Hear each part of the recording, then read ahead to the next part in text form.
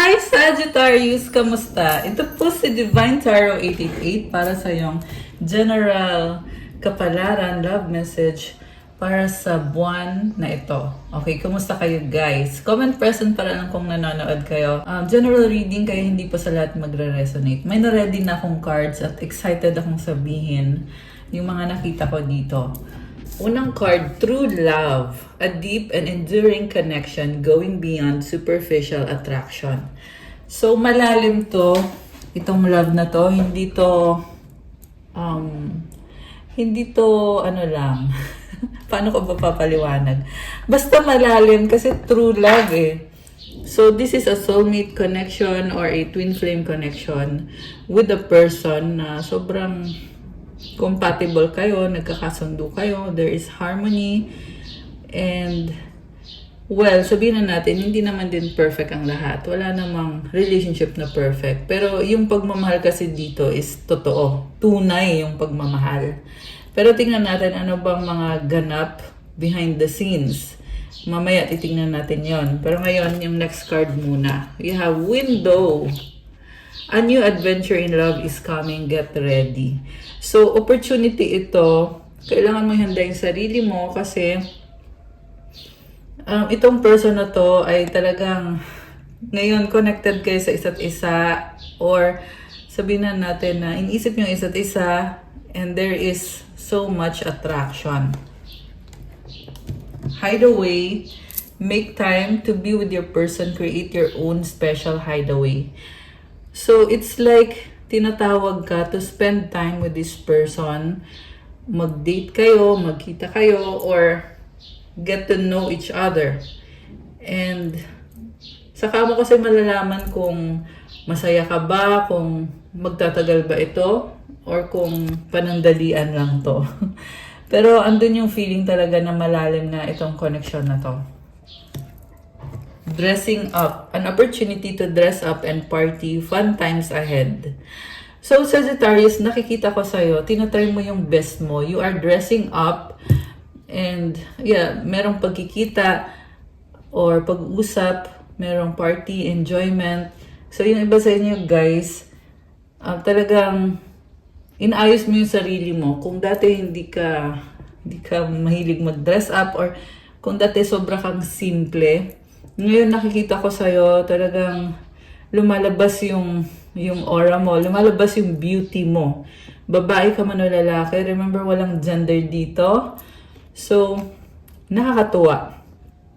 And dressing up is also asking you na magdesisyon kung ano bang gusto mong malaman nitong person na to tungkol sa'yo, ano bang gusto mo maging image mo sa kanya at sa ibang tao. So, kailangan mo ding mag-effort para, syempre, magkasundo kayo, magustuhan ka niya, at enjoy mo lang. Okay? There's a lot of fun times. And then, attraction. You are attracting the right person at the right time into your life. So, you are, like I said, you are blooming. Tingnan mo, oh. Ang ganda. So, yeah, kahit anong gender to, Sagittarius, ang nakikita ko is na-attract mo itong person na to, kusa lang siyang na-attract sa'yo, na mamagnet siya sa'yo. At tamang timing ito ngayon.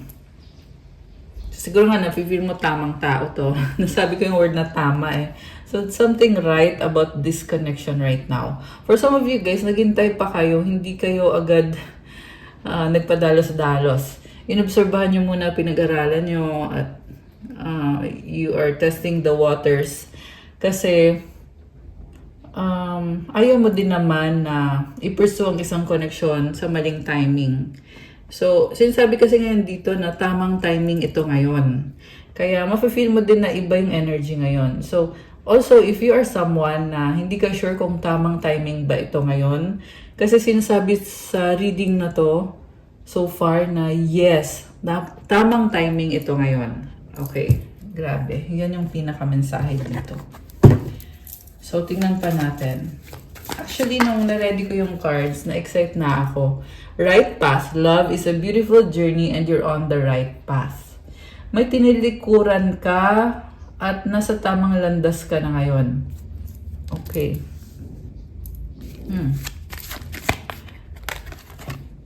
divine timing. Alam mo, nakikita ko dito, nagkaroon na ng ending dito sa connection na to eh. Kaya may pagtalikod. Iniwanan mo na itong sitwasyon or tao or lugar. Pero ngayon, ito na nga, nagkakaroon ulit ng opportunity or ng connection. At sabi dito, divine timing. Diba? I was just talking about timing na right time nga ngayon. Sabi dito, trust in divine timing. Love arrives when it's meant to. Dumadating ang pag-ibig kung meant to be, kung tama ang panahon. At ngayon kasi, yes, andito yung window, opportunity to, adventure. Ayan o. Tamang panahon to para magkaroon ng window. So, kaya sinabing window, kasi chance to guys eh. So, posible kasi dati nawalan ng chance. Ngayon, yes, merong chance. Okay? Merong na-excite dun sa message na yon. Kasi parang may naghintay dito ng kay tagal na magkaroon ng chance. Tapos ngayon, ito, mukhang meron ng go signal na go, go, go lang. Merong chance. Grabe. Okay.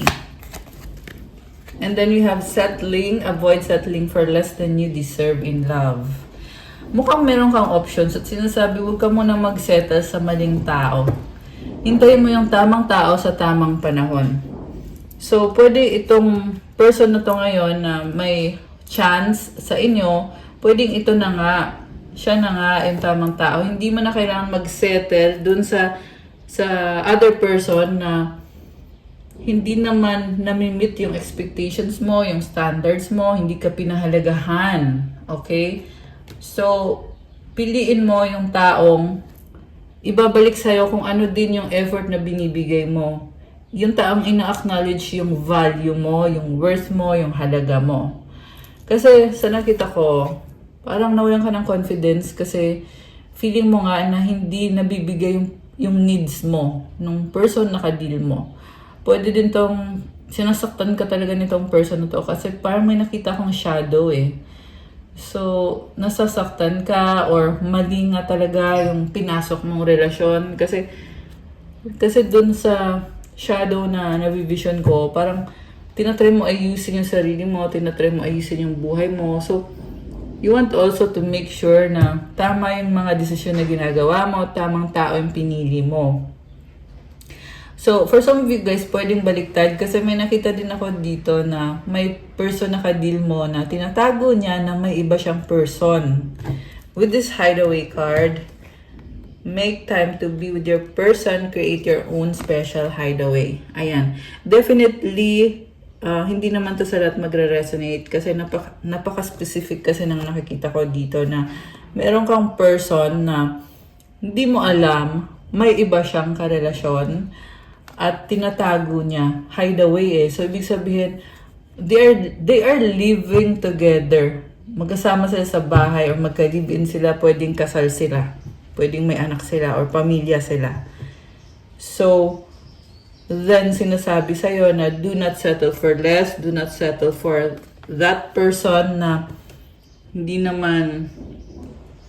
ka naman pinapahalagahan or hindi naalagaan yung puso mo. Kasi malalaman mo kung tamang tao yun kapag sisigurado niya na talagang magaan ang pakiramdam mo sa kanya, safe ka at wala kang duda. Okay?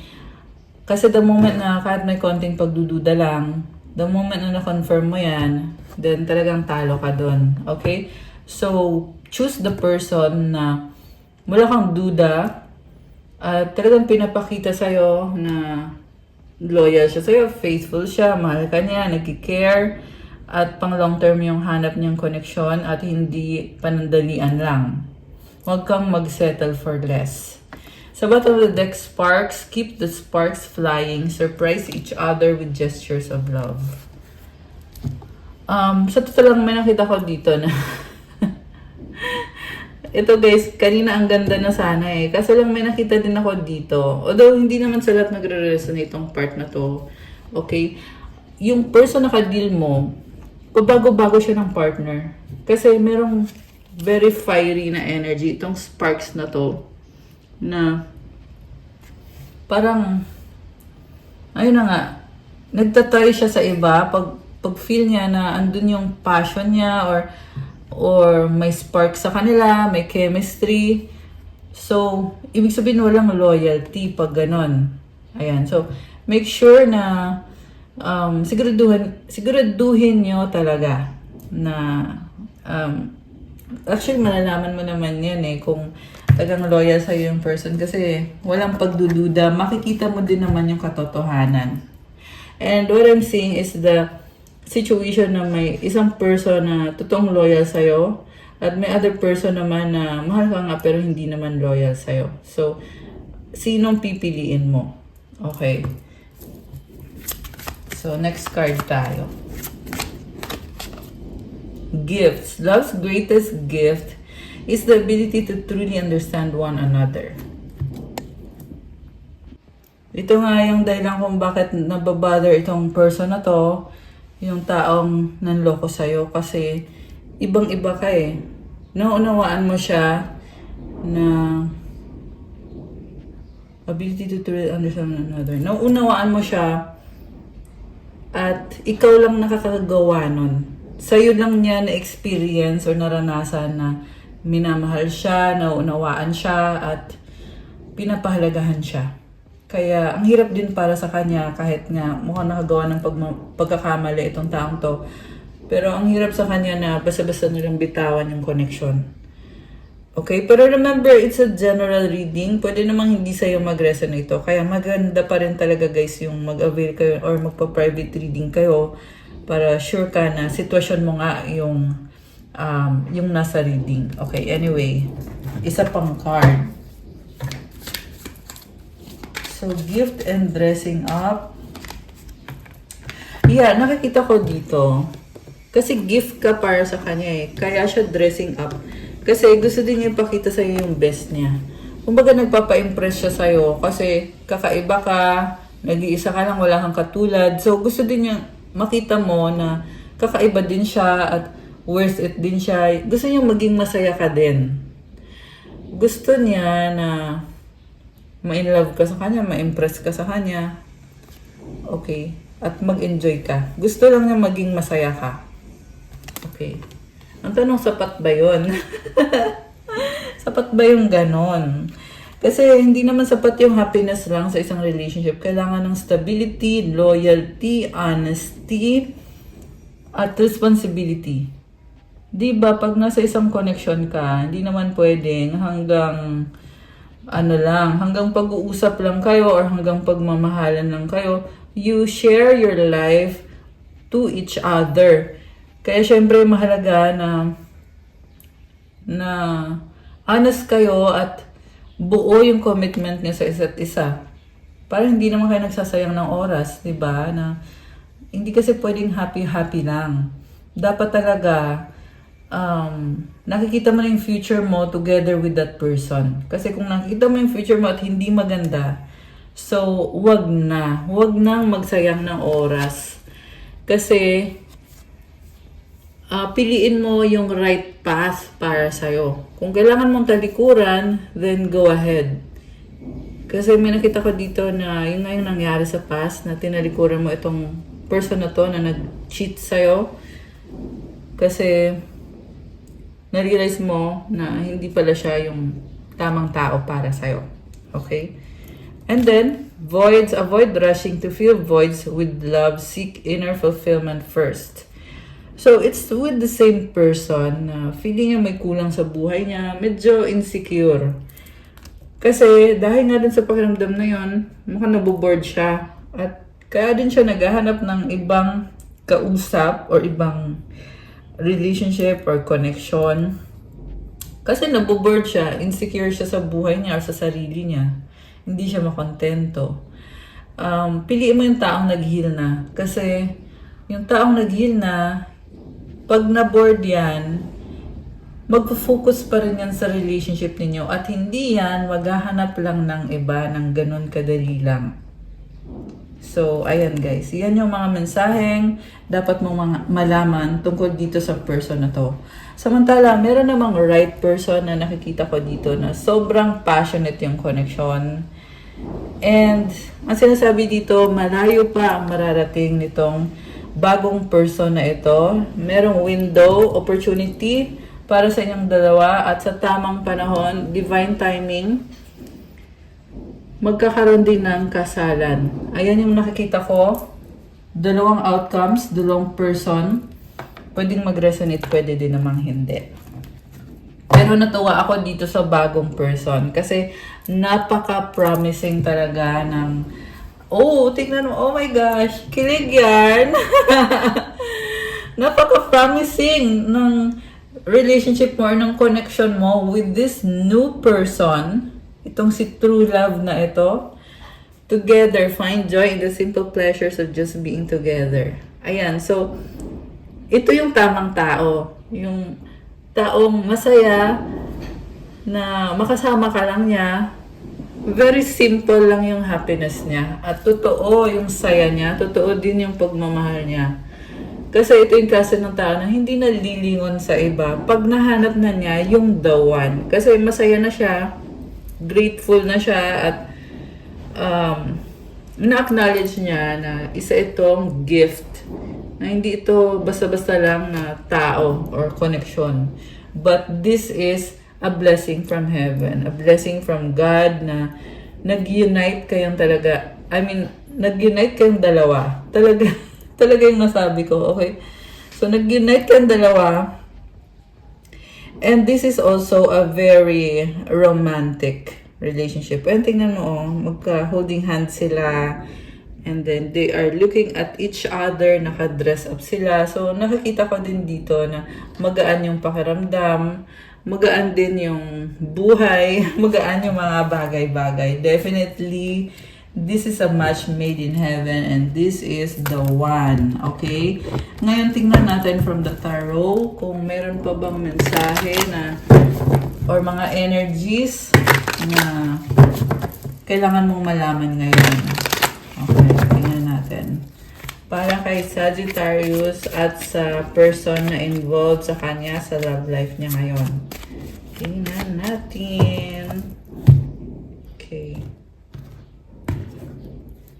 So, we have Queen of Pentacles sa bottom of the deck.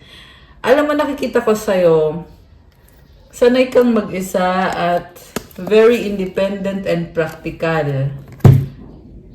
Ang taas din ng pangarap mo, ang taas ng standards mo. May crown ka dito. So, may na-achieve ka na sa buhay. Kaya, malakas ang confidence mo sa sarili mo. It's like royalty ka or isa kang queen or yung alam mo talaga kung ano yung deserve mo, ano yung worth mo.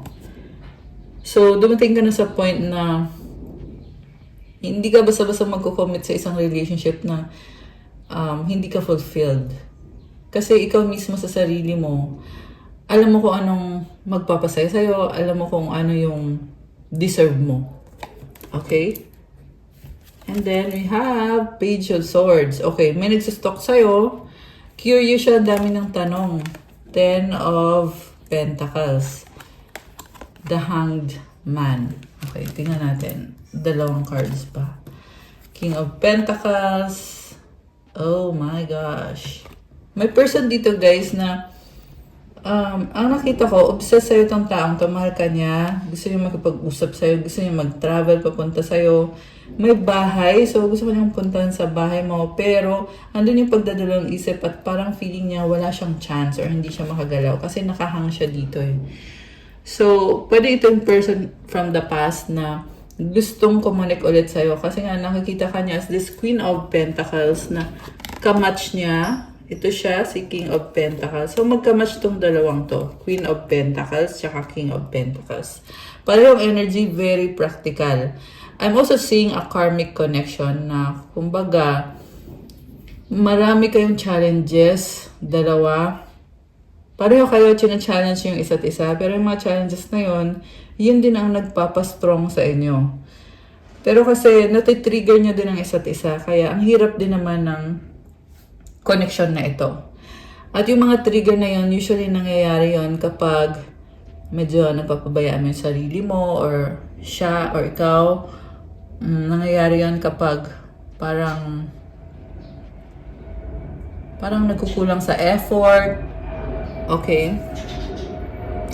So, grabe.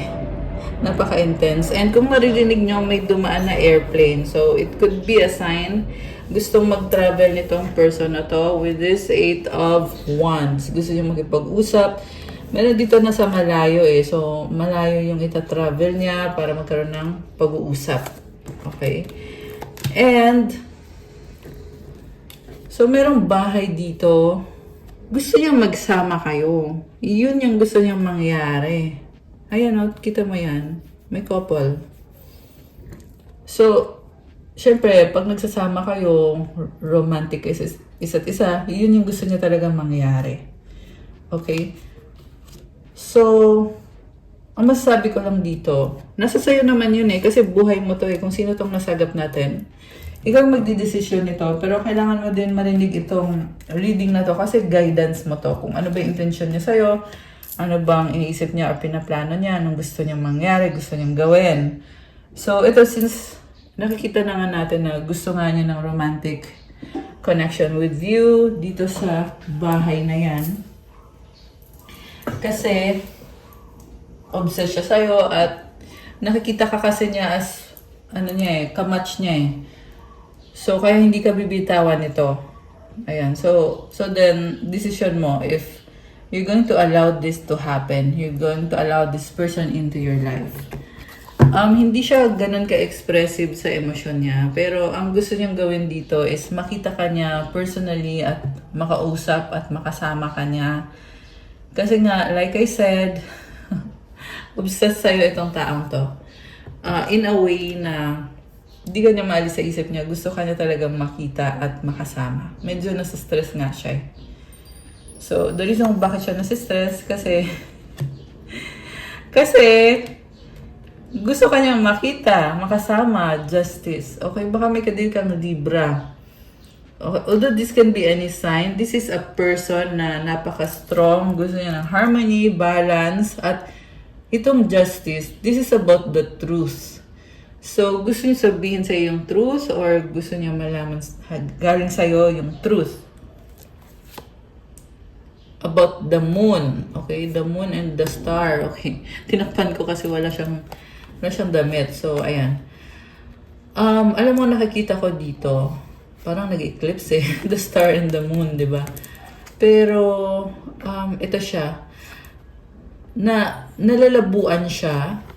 Gusto niyang maliwanagan kasi may attraction eh. The star, pangarap niya itong mabuo itong connection na to or pamilya na to or kung ano man kayo.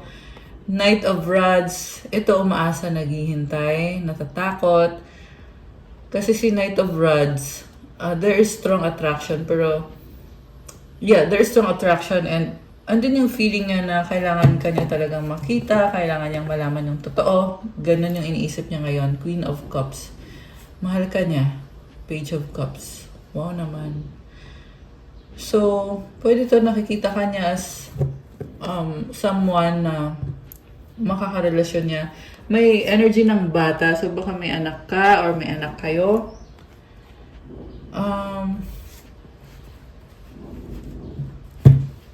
Mahal ka niya, oo.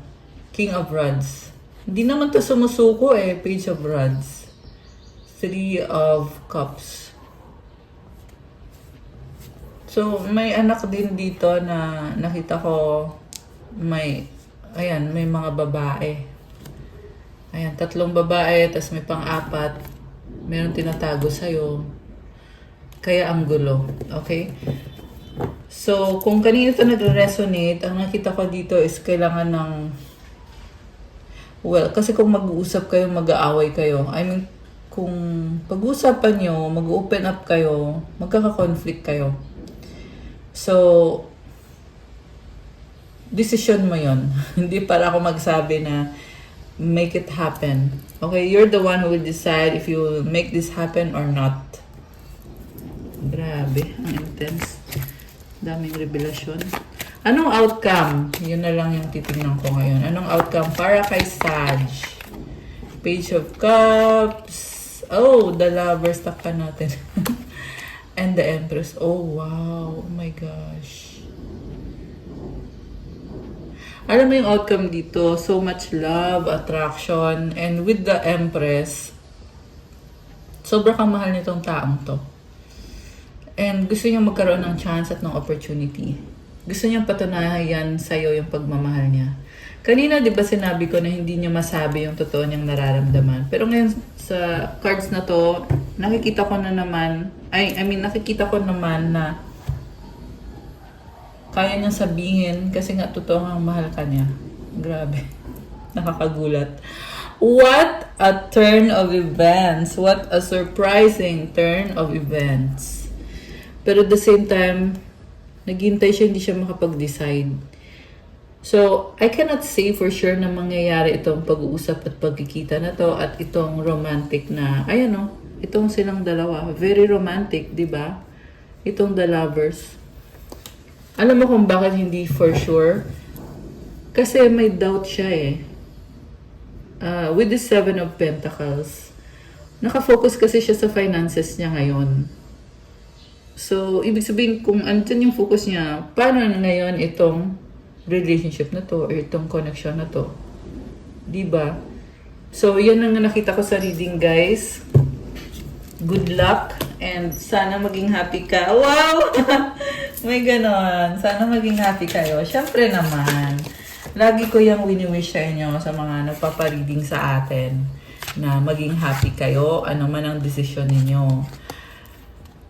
Reconciliation, learn to reconcile with yourself. Your soul is preparing to reestablish trust in the process. The universe is guiding you towards that special someone. Just let everything take its course. So something is telling you na wag mong iwasan yung sitwasyon, wag mong i-ignore. But instead, hayaan mong mangyayari kung ano ang mangyayari. Let everything take its course. Kumbaga yung natural na mangyayari. Kagaya nitong puno, di ba? Hindi mo mapipigilan yan. Dati, maliit lang yan, buto lang yan, pero nag-grow siya hanggang sa naging puno na siya. So, kung itong relationship na to, kung mag-grow ito, let it grow. Yan yung pinaka-final message. Na just let everything take its course. May natural kasi na timing lahat ng bagay. Anong advice para kay Sagittarius? Tingnan natin. Advice sa ating mga Earth Angels na Sagittarius. Okay, dalawang advice. Empowerment! Wow! At direction. When you ask the divine to take over, you get pulled into your own authentic power. It's a force of inner love that wants your wholeness and magnificence. Unfold my true and radiant self, dear Lord. So, mag-pray ka daw kay God na mag-take over sa buhay mo, or kumbaga, siya yung magkocontrol sa'yo, kocontrol sa buhay mo, si God. Kasi, pag ginawa mo yon, ibibigay ni God yung pinaka-best sa'yo. Ibig sabihin, you surrender to God. Gawin mo kung ano yung guidance na galing kay God na dapat mong gawin ito or dapat mong i-pursue sa buhay mo. Kasi God will empower you. So, I love this for you, Sagittarius. It means na napakalakas ng confidence mo. You are empowered. Comment. Teka. This is actually a big message para sa'yo, Sagittarius. Nagulat din ako na ito yung advice card. So, sinasabi dito, huwag mong maliitin yung sarili mo. Lalo na if God is with you, nagpipray ka, you surrender everything to God, you offer everything to God. Kasi God is the one that empowers you. So, i-claim mo itong napakagandang message at energy. Comment, I am empowered. Ilagay mo dyan. Ilagay mo dyan sa comments. Direction, Lord, please show me the right action right now. Please bring a sign and a miracle that gives clear direction. May I hear the promptings of my own body. And if for some reason I'm about to head the wrong way, please stop me. So, si Lord ang makapagbigay sa'yo ng tamang direksyon at kung anong dapat mong gawin. Meron sa inyo dito na nakastuck pa rin kung kikilos ba o hindi, kung anong gagawin. Pero lagi kang mag-pray kay God at kumonek kay God bago gumawa ng aksyon o ng hakbang at ng desisyon. Kasi siya ang magtutulak sa'yo sa tamang direksyon, sa tamang hakbang na dapat mong gawin. Ayan. Okay, guys. That's all for your kapalaran, Sagittarius. Thank you for watching. Please like, comment, subscribe. Hit the notification bell. Let me know kung nag-resonate ba. Kung kailangan nyo ng gabay, pwede kayong mag-avail ng private reading. One-on-one session po yun through video call. Message nyo ako sa Viber or sa WhatsApp. Nasa description box po yung contact details.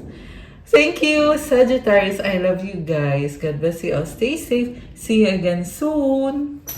Bye!